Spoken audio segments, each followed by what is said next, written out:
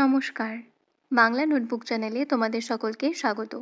আজকের ক্লাসে তোমাদের বাংলা সাহিত্যের ইতিহাস থেকে এবং অনুবাদ অনুষঙ্গ থেকে প্রশ্ন উত্তর বা মক টেস্ট রয়েছে। তোমরা যারা এসএলএসটি মাদ্রাসা দিচ্ছ তাদের জন্য ভিডিওগুলো ভীষণই গুরুত্বপূর্ণ। চলো আজকের ক্লাসটি শুরু করা যাক। দেখো, প্রথম প্রশ্ন রয়েছে, রসমঞ্জরি গ্রন্থের রচয়িতা কে? কমলাকান্ত ভট্টাচার্য, বিদ্যাপতি, ভারতচন্দ্র রায়, মুকুন্দরাম চক্রবর্তী। রসমঞ্জরি গ্রন্থের রচয়িতা ভারতচন্দ্র রায়। ভানুভক্ত আচার্যর জীবনীকারের নাম কি? শ্রীকৃষ্ণ আচার্য, মতিরাম ভট্ট, প্যারীচাঁদ ভট্ট, ভক্তমাল দেব। ভানুভক্ত আচার্যের জীবনীকার হলেন মতিরাম ভট্ট। সে গল্পগ্রন্থটি কার লেখা? শরৎচন্দ্র চট্টোপাধ্যায়, রবীন্দ্রনাথ ঠাকুর, মানিক বন্দ্যোপাধ্যায় নাকি প্রেমেন্দ্র মিত্র? সেই গল্পগ্রন্থটি রবীন্দ্রনাথ ঠাকুরের লেখা।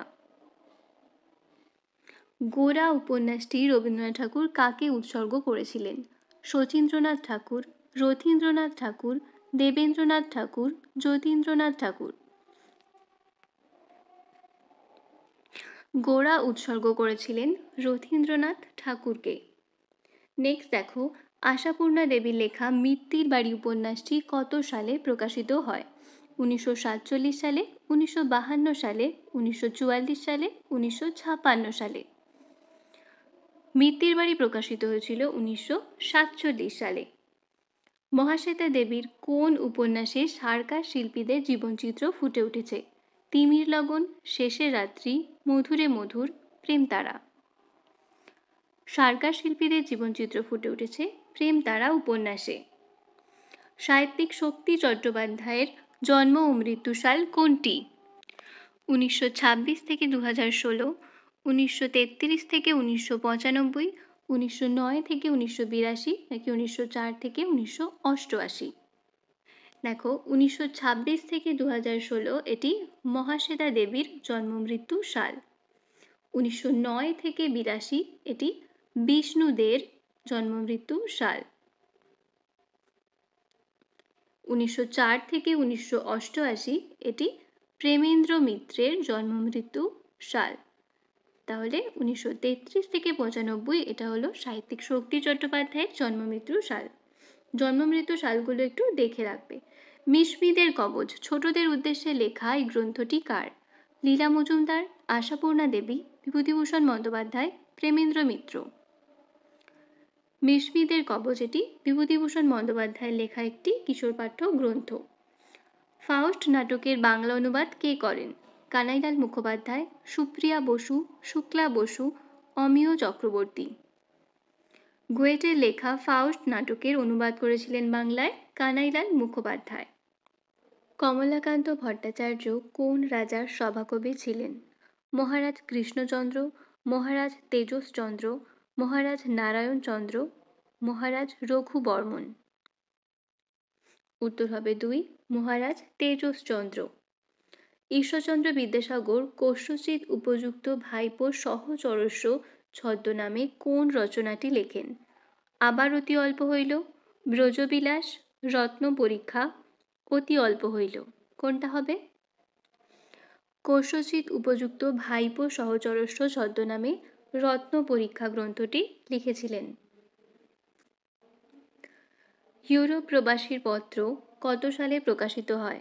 1881 সালে, 1912 সালে, 1883 সালে, 1930 সালে। ইউরোপ প্রবাসীর পত্র রবীন্দ্রনাথ ঠাকুরের লেখা। এটি প্রকাশিত হয়েছিল 1881-তে। 1912-তে প্রকাশিত হয়েছিল জীবন স্মৃতি।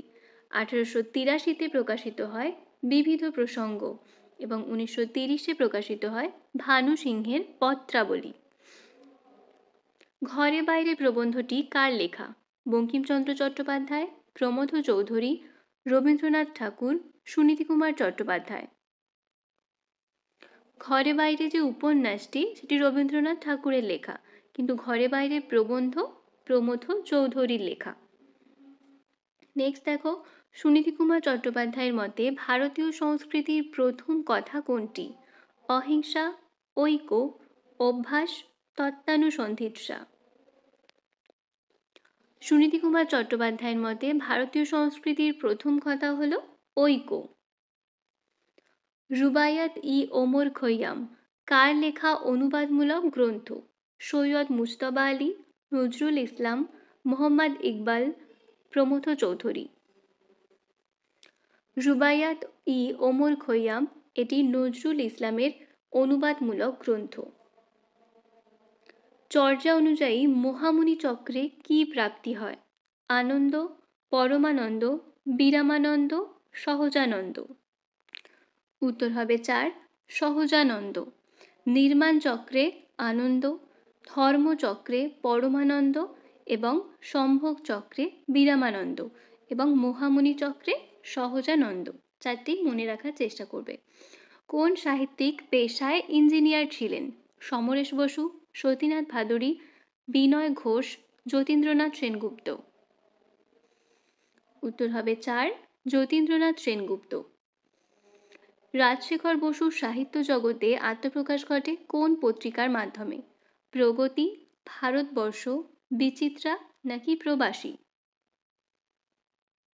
উত্তর হবে 2, ভারতবর্ষ। শ্রী শ্রী সিদ্ধেশ্বরী লিমিটেড এই গল্পটির মাধ্যমে রাজশেখর বসুর সাহিত্য জগতে আত্মপ্রকাশ ঘটেছিল ভারতবর্ষ পত্রিকার মাধ্যমে। সমরেশ বসুর বিখ্যাত উপন্যাস গঙ্গা কোন পত্রিকায় প্রকাশিত হয়? পরিচয়, দেশ, জন্মভূমি, বিচিত্রা। গঙ্গা প্রকাশিত হয়েছিল জন্মভূমি পত্রিকায়। বনফুলের প্রথম প্রকাশিত উপন্যাসের নাম কি? পাখি, চোখ গেল, মর্মমানী, তৃণখণ্ড। বনফুলের প্রথম প্রকাশিত উপন্যাস তৃণখণ্ড। এটি প্রকাশিত হয়েছিল 1935-এ। বনফুলের জঙ্গম উপন্যাসটি কাকে উৎসর্গ করেন? নির্মল কুমার বসু, সজনীকান্ত দাস, প্রেমেন্দ্র মিত্র, পরিমল ঘোষ। জঙ্গম উপন্যাসটি উৎসর্গ করেছিলেন সজনীকান্ত দাসকে। জীবনানন্দ দাশের বনলতা সেন কবিতাটি প্রথম কোন পত্রিকায় প্রকাশিত হয়? মালঞ্চ, কবিতা, প্রগতি, ব্রহ্মবাদী। বনলতা সেন প্রথম প্রকাশিত হয়েছিল বুদ্ধদেব বসুর কবিতা পত্রিকায়। গঙ্গাচরণ আশা বিভূতিভূষণ বন্দ্যোপাধ্যায়ের কোন উপন্যাসের চরিত্র এগুলি? অপরাজিত, ইছামতি, বিপিনের সংসার, অশনি সংকেত। উত্তর হবে 4, অশনি সংকেত। এটি একটি অসমাপ্ত উপন্যাস। বউ গল্পগ্রন্থটি কার লেখা? বিভূতিভূষণ বন্দ্যোপাধ্যায়, তারাশঙ্কর বন্দ্যোপাধ্যায়, মানিক বন্দ্যোপাধ্যায়, বনফুল। বউ গল্পগ্রন্থটি মানিক বন্দ্যোপাধ্যায়ের লেখা, যেটি 1940-এ প্রকাশিত হয়েছিল। আজকের শেষ প্রশ্ন দেখো, the old man and the sea উপন্যাসটি কার রচনা? T S. Eliot, Ernest Hemingway, Goethe, Garcia Marquez. উত্তর হবে 2, আর্নেস্ট হেমিংওয়ে এবং এই উপন্যাসের জন্য লেখক পুলিৎজার পুরস্কারও পেয়েছিলেন। ধন্যবাদ সকলকে সম্পূর্ণ ক্লাসটি করার জন্য। আমার চ্যানেলে যারা নতুন তারা প্লিজ চ্যানেলটি সাবস্ক্রাইব করে দিও এবং ভিডিও ভালো লাগলে অবশ্যই লাইক, শেয়ার এবং কমেন্ট করে জানিও এবং তোমাদের কার কত স্কোর হলো সেটা জানাতে একদমই ভুলবে না। ধন্যবাদ।